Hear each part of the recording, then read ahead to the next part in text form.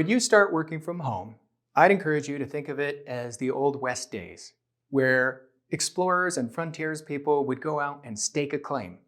They'd look around and they'd say, I want this land here. And they'd find a stake with their name on it and plant it in the ground. That's what you need to do when you work from home. Analyze your whole living space. Again, whether that's an apartment, a townhome, or a full-blown house with lots of bedrooms. Find an area that works for you and claim it. And don't be ashamed. Be proud of it.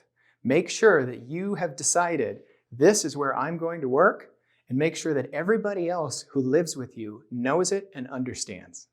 It's important to stake your claim because working from home is bound to cause problems, especially if you have other people who live at home with you, whether that's children, whether you have roommates, whether you have older folks, maybe grandparents who live at home with you. There will be friction, and I promise you, it's going to get frustrating sometimes. Office buildings are made and designed with work in mind. They have rooms with doors you can close. They have conference rooms with big whiteboards and telephones where you can call and have lots of people having a conversation at the same time about the same thing, no matter where they are in the world. Houses were not made for work.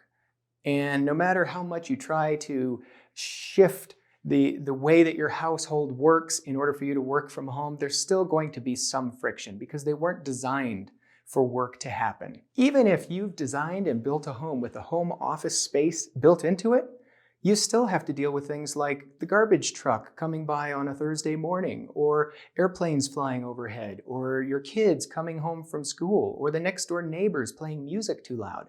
There are always going to be challenges working from home. So when I say stake a claim, what I mean is find a dedicated workspace.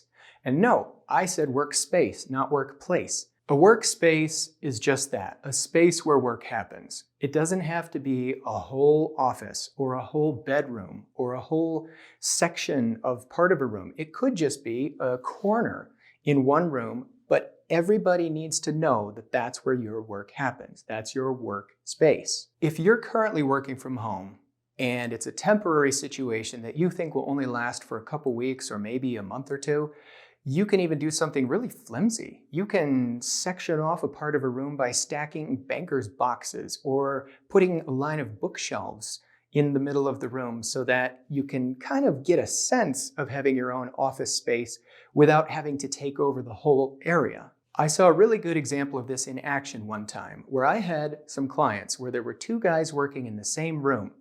Eventually, they were going to build two separate office spaces for them.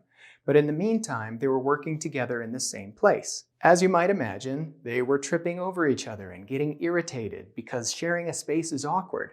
So one of them had a really great idea. He took some painter's tape and cut the room in half by making a line from one side of the office to the other side.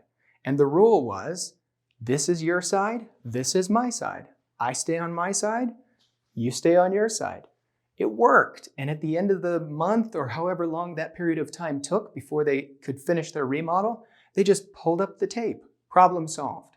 However you need to set up your home office space, do so, even if it's temporary. If you need to work from home, don't apologize for that. Take bold action and be proud of it. If you have family members that you need to explain and get them on board with you, do it. Tell them what's going on.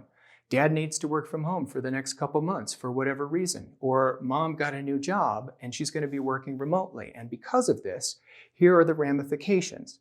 Don't be ashamed of that. Be proud of it. And remind everybody, if this applies to you, that we're all in this together and that your family is inherently interested in you succeeding. So the more they understand what you need to do your job at home well, the better it will be for everyone. It's important to communicate to all the stakeholders involved. If you have people who live at home with you, again, whether that's family or roommates, whatever, you need to communicate to them, this is my spot, and I'm going to be working here from this time to this time. That way they're on board, they understand, and they can respect your need to not be distracted. One final note, it's very important for you, no matter where you work, to have a quiet place where you can take phone calls.